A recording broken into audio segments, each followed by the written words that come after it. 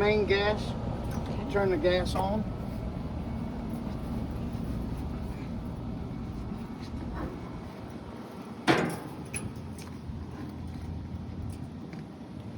This is the start button. Push it up to run.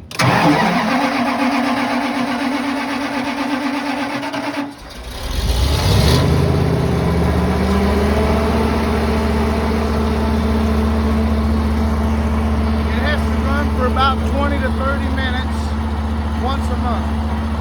Start it once a month. That's to keep everything going and to make sure it works.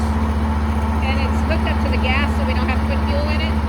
It's hooked to the natural gas line from the city. You still have to turn the gas line on.